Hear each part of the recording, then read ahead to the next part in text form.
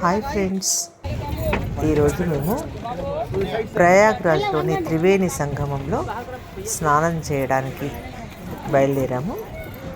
ఇక్కడ ఏంటంటే స్నానం చేసిన తర్వాత అక్కడ మధ్యలో త్రివేణి సంగమంలో అంటే 3 నదులు గంగా, యమున, సరస్వతి 3 కలిసే చోట అంటే లోతు ఎక్కువనే ఉంటుందంట నది. అయితే మధ్యలో ఒక చోట కలిసే చోట మధ్యలో ఒక బల్ల లాంటిది ఏర్పాటు చేస్తారంట. తర్వాత చుట్టూ ఏర్పాటు చేసి చుట్టూ బొంగులు, వెదురు బొంగులు కట్టి అందులోకి దిగి స్నానం చేయాలి. కొంచెం కష్టమే, దిగడం ఎట్లాగో అట్లా దిగాం, కానీ ఎక్కడం అయితే చాలా కష్టం అనిపించింది. కాకపోతే ఏంటంటే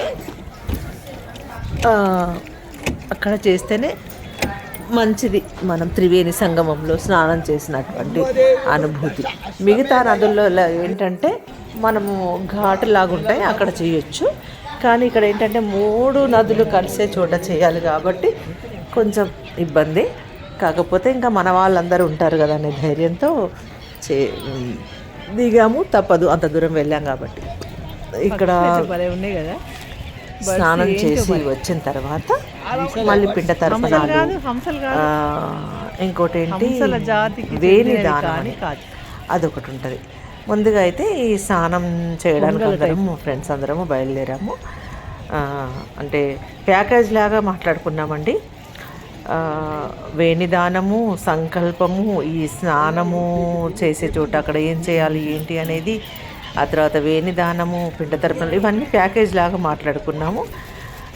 ఒక్కొక్కటి ఒక్కొక్క రేట్లో ఉంది. మొత్తం ప్యాకేజ్లో మేము 3000 మాట్లాడుకొని, ఫస్ట్ ఏంటంటే 3000లోనే అన్నీ అంటారు, కానీ మళ్ళీ విడివిడిగా దక్షిణాన్ని అదని ఇదని అడుగుతూనే ఉంటారు.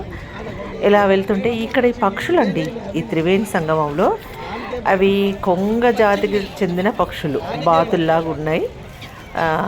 నీళ్ళలో ఎంత మంచిగా ఆహ్లాదకరంగా అవి ఆడుకుంటున్నాయి. వాటిని చూస్తుంటే కూడా మనకు కూడా ఎంతో ప్రశాంతంగా అనిపించింది. ఈ పక్షుల కోసము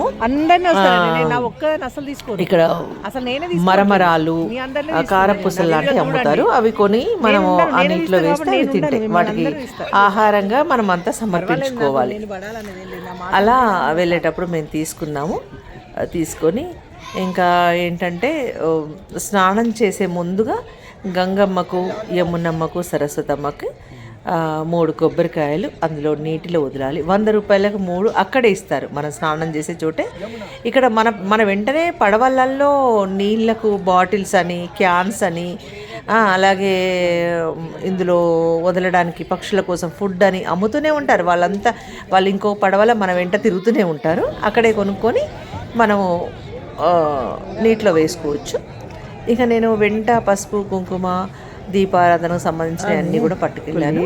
ఎందుకంటే గంగా స్నానం చేసినప్పుడు మనం ముఖానికి పసుపు రాసుకొని చేయాలంటారు కదా, అందులోనే దీపదానం కూడా చేసుకోవచ్చు అని.